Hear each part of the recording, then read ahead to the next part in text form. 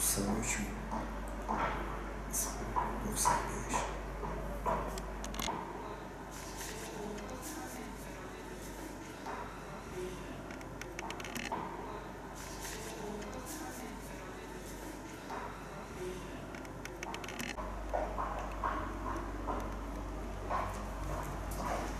Özellikle bu şahsın gözaltına alındığı döneme bakıldığında yoğun işkencelerin, yoğun kötü muamelelerin yaşandığı bir süreçte gözaltına alındı. Ve bunlar zaten uzun bir gözaltı ve yoğun bir işkenceden sonra tutuklandılar. Mahkeme ilk karara çıkmadan, ilk karardan önce mahkeme müvekkillerimizin hatta beraati yönünde neredeyse görüş beyan ediyordu. Örgüt üyeliğinden hüküm kuruldu. Cumhuriyet Savcısı, dosya savcısı kararı temiz etti. Yargıtay dosyada bir iki usulü eksiklikten dolayı dosyayı bozdu ve dosya Yargıtay dönüşü artık 2000 tarihinden sonraydı ve özellikle maalesef o dönemde özellikle paralel yapının hemen hemen adliye yani özellikle HSK'da etkin olduğu, hakim savcıları rahatlıkla yönlendirdiği, tayinleri çıkarabildiği bir döneme rast geldi. Şunu da ekleyeyim, özellikle bu iki müvekkil de gözaltında yoğun işkenceye maruz kaldılar. Bu konuyla ilgili şikayetleri de oldu. Duruşma tutanaklarına da yansıdı. Fakat hiçbir şekilde bununla ilgili bir soruşturma açılmadı. Bunu belirtmekte fayda görüyorum. Dosya Yargıtay dönüşü, Yargıtay'ın bozma gerekçesi usulü bir eksiklikten dolayıydı. Daha sonra geldi, yeni bir esas aldı ve maalesef biraz önce de belirttiğim üzere özellikle Fethullah Gülencilerin artık etkin olduğu bir süreçti. Bu süreçte biz her duruşma müvekkillerimizin tahlillerini bekliyorduk ve en kötü ihtimal örgüt üyeliğinden hüküm kurulabileceği yönünde bir beklenti içerisindeyken mahkeme hüküm kurdu.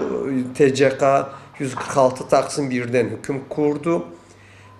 Bir tahammül de var ve Avrupa İnsan Hakları Sözleşmesi'nin de bu yönde bir bu yönde bir düzenleme de bir hüküm de mevcut. Fakat o dönemde bunların hiçbiri dikkate alınmadı.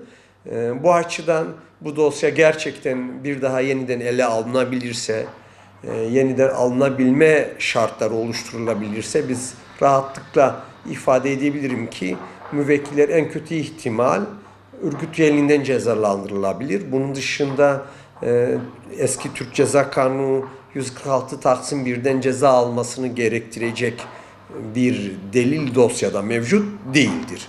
Bu açıdan bu dosyadaki sonucun tasarlandığı ve kasıtla verildiği görüşülüyor. Hatırladığım kadarıyla gerekçeli kararda imzası olan başkan, bir üye ve dosya savcısı da bu son 2-3 aylık süreç içerisinde yapılan operasyonlarda gözaltı yaşadılar ve meslekten de ihraç edildiler. 2005 ve 2006'lardan sonra mahkemenin gerekçeli kararları böyle çok kapsamlı çıkmaya başladı. Hatta 100, 200, 300, 400 hatta 1000 sayfalık olarak çıkmaya başladı. Biz ilk dönemlerde bunu kavrayamamıştık. Daha doğrusu bunun nasıl bir sonuç doğuracağını belki o dönemde düşünememiştik ama şu anda görüyoruz ki özellikle o dönemin başkan ve mahkeme heyeti niçin böyle uzun bir karar yazmış diye düşündüğümüzde şu sonuca varıyoruz. Amaç özellikle mahkeme kararlarını Yargıtay'ın kontrolünden kaçırmak niyetiyle yazıldığı da ortaya çıktı. Gerekse bu konuyla ilgili gerekse sanırım yapılan bir soruşturmada da böyle bir sonuca varılmış. Amaç şu, eğer biz Yargıtay Tetkik Hakiminin ve 9. Ceza Dairesi'nin önüne 200, 300, 400 veya 1000 sayfalık bir karar götürdüğümüzde zaten okuyamazlar, inceleyemezler, araştıramazlar gibi bir kanaat onlarda hasıl olur ve bu da kararlarımızın olduğu gibi onanmasına gerekçe hazırlarız ve gerçekten de böyle bir sonuca ulaşıldı. Bir bu.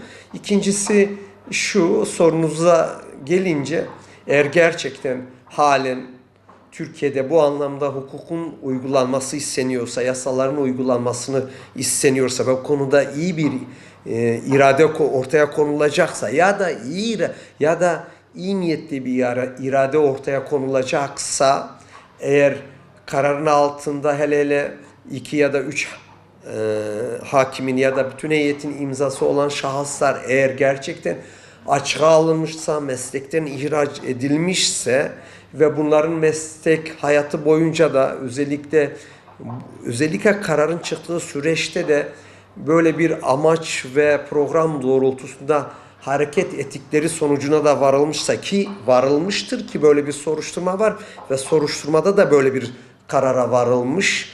Bu açıdan bu kararların da yok hükmünde sayılması gerekiyor.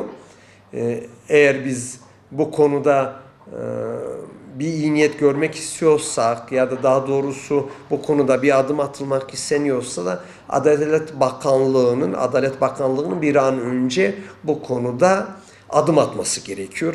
Ve ben inanıyorum ki eğer hükümetin programında, Adalet Bakanlığı'nın programında böyle bir çalışma varsa, geçmişteki mağduriyetlerin bir miktar önüne de geçilmiş olur ya da mağduriyetlerin bir kısmı ortadan kaldırılmış olur.